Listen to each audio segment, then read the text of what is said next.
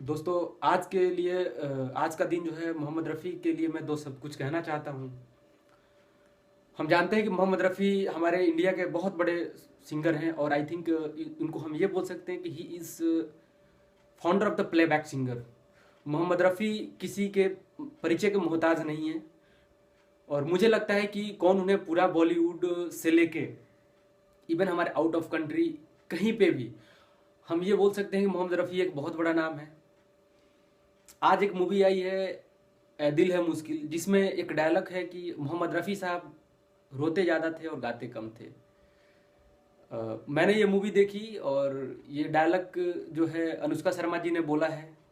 और मुझे ये बात बहुत बेहद अफसोस के साथ कहना पड़ रहा है कि वो इतनी घटिया डायलॉग वो कैसे बोल सकती हैं। मैं देखिए, मैं उनको बहुत उनका रिस्पेक्ट करता हूँ। इवन करण जौहर साहब का भी मैं बहुत रिस्पेक्ट करता हूँ। जब एक करण करण जौहर साहब जब कोई मूवी बनाते हैं तो आदमी ये मतलब ये उम्मीद लगा के बैठता है या एक्सपेक्ट हम ये करते हैं उनसे कि एक अच्छा मूवी बनेगी और हम सभी दर्शकों को एक अच्छा मूवी देखने को मिलेगा। मुझे ये नहीं समझ में आ रहा है कि उन्होंने ये डायलॉग को पास कैसे कर दिया। मतलब लता दीदी, जिनको माँ सरस्वती का रूप माना जाता है, वो अपने आप को खुशनसीब इसलिए समझती हैं कि उन्होंने कम से कम जितने भी ज़्यादा मतलब सबसे ज़्यादा गाना उनके साथ उन्होंने रिकॉर्ड किया है मोहम्मद रफ़ी जी के साथ, और वो बोलती हैं कि मैं खुशनसीब हूँ कि मुझे उनके साथ गाने का मौका मिला।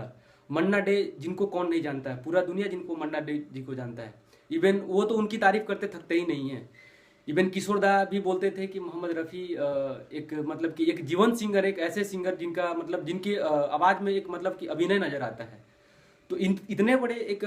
हस्ती के बारे में हम ऐसा चीज़ मतलब लिखना ये कहीं से भी जस्टिफाइड नहीं है और हम उनके डिग्निटी पे सवाल नहीं उठा सकते हैं। ही वॉज ए मतलब डिग्निफाइड पर्सन और ये कहीं से भी ये जस्टिफाइड नहीं है कि करण जौहर साहब और इवन मैं अनुष्का जी का भी बहुत रिस्पेक्ट और बहुत इज्जत करता हूँ कि आज के ये यंगस्टर और ये खुद मतलब कि अनुष्का जी मतलब कि she is doing at Bollywood work, ठीक है। एंड करण जौहर, जिनके पिताजी यश जौहर, 1976 में ये धर्मा प्रोडक्शन बना था, एक बहुत बड़ा प्रोडक्शन हाउस की यश जौहर। शायद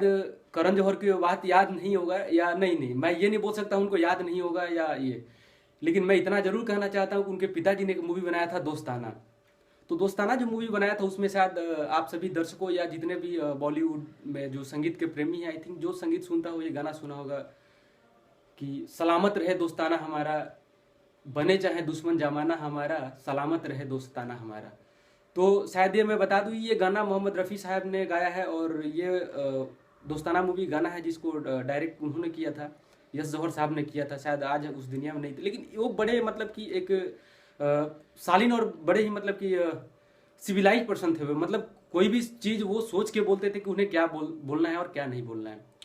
तो आज मतलब ये है कि जो मतलब इनके बारे में जो ये शब्द बोला गया, पूरा बॉलीवुड इससे बहुत ज़्यादा आहत है। मैं तो एक छोटा सा मतलब उनको मैं कोई प्लेबैक सिंगर या ये तो बहुत बड़ी चीज़ है, मैं मतलब उनके गानों को बस सुनता हूँ, अच्छा लगता है उनका उनका गाना। इवन हम ये बोल सकते हैं कि सोनू निगम, हमारे सबीर साहब, मोहम्मद अजीज साहब, ये जितने भी सिंगर हैं मतलब उनको देख के ये गाना स्टार्ट किए और आज के टाइम में उनका बहुत बड़ा अचीवमेंट है, बहुत बड़ा अचीवमेंट है। और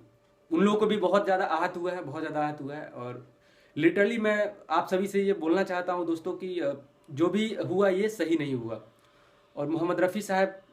मैं बाकायदा मैं बता दूं कि उनके बारे में तो यहाँ तक मैंने पढ़ा है या लोगों से सुना है कि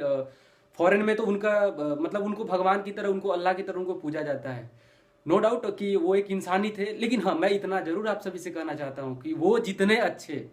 वे जितने अच्छे एक प्लेबैक सिंगर थे, वो इतने ही इनोसेंट और इतने ही सिविलाइज पर्सन थे। आज तक मैंने किसी, चाहे वो अमिताभ बच्चन जी हो चाहे जितने बड़े स्टार हो, आज तक मतलब उनके बारे में किसी से मैंने क्रिटिसाइड तो बहुत दूर की बात है, किसी से उनके लिए कोई मतलब ऐसा मतलब वचन और ऐसा शब्द हमने नहीं सुना कि मतलब जिसको सुन के ऐसा लगे कि वो व्यक्ति है मतलब कि मोहम्मद रफ़ी साहब ऐसे थे और ऐसे थे, नहीं। तो मोहम्मद रफ़ी साहब को हमारे सरहद पर पाकिस्तान के लोग भी बहुत ज़्यादा कद्र करते हैं और इवन मैंने बताया ना कि पूरी दुनिया, पूरी कायनात उनकी बहुत ज़्यादा रेस्पेक्ट करती है। और अगर जिसने भी ये लिखा है वो म्यूजिक के बारे में मैं ये कहना चाहता हूँ कि म्यूजिक के बारे में बिल्कुल वो जीरो है, वो म्यूजिक को नहीं समझता है। उन्होंने किस लफ्ज और किस जुबान में उसने गाने नहीं गाए। बहारो फूल बरसाओ मेरा महबूब आया है, ए दुनिया ये महफिल मेरे काम की नहीं। मैं मतलब किन किन गानों को मैं बात बताऊं आपको कि उन्होंने किन जुबानों पे, अगर उनकी गानों को अगर मतलब बिल्कुल अगर हम ढंग से सुने तो वो हमें खुद ब खुद समझ में आ जाएगा कि वे गाते थे या रोते थे। तो दोस्तों आप सभी से यही कहना है कि ये जो भी चीज़ हुआ मतलब कि सही नहीं है, बॉलीवुड के हिसाब से देखा जाए तो बिल्कुल भी सही नहीं है ये चीज़, और इस तरह की वाकया को न दोहराया जाए। और जहाँ तक करण जौहर साहब, मैं आपकी बहुत रिस्पेक्ट और बहुत इज्जत करता हूँ कि आप नए ज़माने के नए डायरेक्टर हैं। पिताजी आपके बहुत बड़े मतलब डायरेक्टर थे, इवन धर्मा प्रोडक्शन आपका प्रोडक्शन है, धर्मा प्रोडक्शन हाउस को कौन नहीं जानता है। तो सर आपसे यही रिक्वेस्ट है कि इस तरह की वाक्यों को, और आपके जो राइटर महोदय जी हैं जिन्होंने ये डायलॉग लिखा है, मैं उनसे भी निवेदन करना चाहता हूँ कि कृपया इस तरह के वाक्य को न दोहराएं, और किसी के हम डिग्निटी पे और किसी के हम इस तरह के चीज़ों पे, और मोहम्मद रफ़ी साहब जैसे एक इंसान पे, एक ऐसे शख्सियत पे जो कि मतलब जिसके लिए कोई मतलब सिंगिंग में तो हम कुछ उनके बारे में सवाल उठाना भी अपने आप में मतलब कि एक बहुत बड़ी हम जैसे कि अपराध कर रहे हैं कि सिंगिंग के मामले में मतलब गायकी के मामले में हम उन पे सवाल उठा रहे हैं कि मोहम्मद रफ़ी साहब कि मैं क्या बताऊँ, मतलब उनके जितने भी, मैं आज के भी ऐसा नहीं है कि मैं यंगस्टर जो अरिजीत सिंह हुए सबका गाना मैं सुनता हूँ, अच्छा लगता है, लेकिन हम उनकी अचीवमेंट या उन चीज़ों को हम कभी, सर हम ये नहीं भूल सकते कि आज के टाइम में जो भी रियलिटी शो होता है ना, वो रफ़ी साहब और पुराने जो भी हमारे सिंगर उनके गाने ही आज के टाइम में बजते हैं आपके रियलिटी शो में और बजेंगे, क्योंकि गाना तो वही हिट होता था कि जो पहले मतलब कि कोई पब्लिसिटी नहीं हुआ करती। आज तो समझ ही रहे हो कि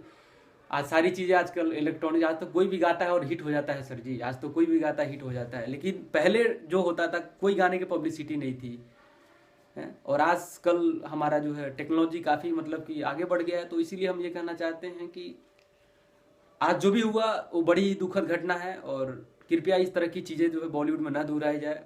अगर जिन तक हमारी मैसेज पहुंच जाए इस मैसेज को फैलाएं, और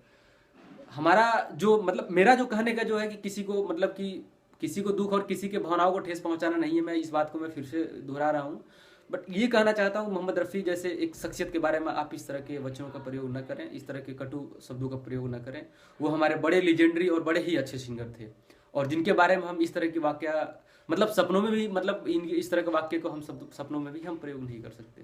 थैंक यू। ये